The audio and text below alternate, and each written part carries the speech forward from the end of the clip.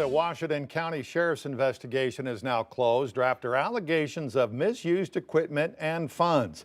5 News reporter Claire Everbach is here now in the studio to break down what you found and how the Sheriff's Office now says it wants to move forward.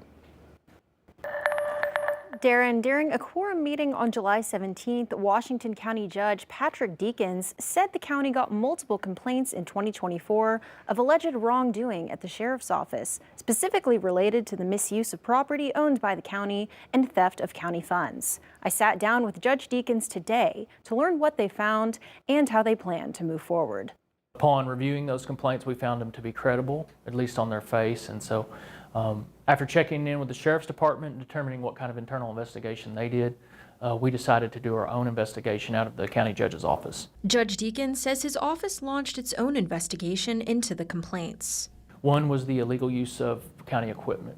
What's very concerning to us is at least some of the equipment has been away from the Sheriff's Department for an extended amount of time and possibly used personally for some personal projects. The second thing was the illegal use of some funds down there. A special prosecutor reviewed the case and determined no crimes were committed, but said the conduct could qualify as an illegal exaction, meaning taxpayers could sue. What we've decided is we're ready to move forward with policy reforms. We're ready to put this behind us.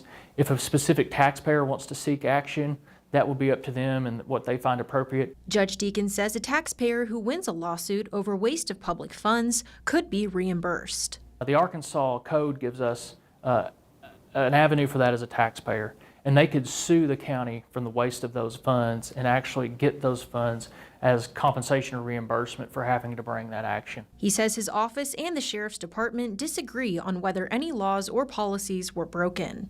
We just have eventually reached an area of disagreement to where the sheriff's position was that no law or policy had been violated.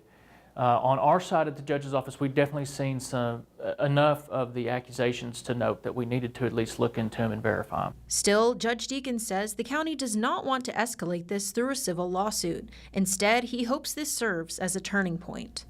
We do not want to take further civil action. What we want to do and what we feel like our role is to ensure that the taxpayers never have to hear about this again, never face this again. That's what we want to work towards. Now his focus is on restoring transparency. We can never ensure that fraud or abuse of public assets won't happen, but we can control our reaction. And I want the taxpayers to know that we're working very hard to ensure that this never happens again, and that they're going to see every bit of information with every bit of sunshine that can be applied to it. He says the alleged misconduct reflects a failure in leadership, not in the integrity of deputies. That man or woman that answers that call for you and help is still the deputy that you want there. They still have their honor and integrity. They're still there to serve the public. This is unfortunately a failure of leadership, and it will be addressed as such. And he wants everyone to know they are still just as dedicated to public service. The men and women are dedicated to their mission. We will take care of this at the leadership level and move forward, and I look for all the honor and all the faith to be restored back in the Washington County Sheriff's Office by every citizen in this county. And while the investigation did not rise to criminal prosecution, Judge Deakins stressed they have a zero-tolerance policy for these alleged actions. Covering news where you live, Claire Everbach, 5 News. All right, Claire, thanks for digging into that for us. We'll have an update at 6.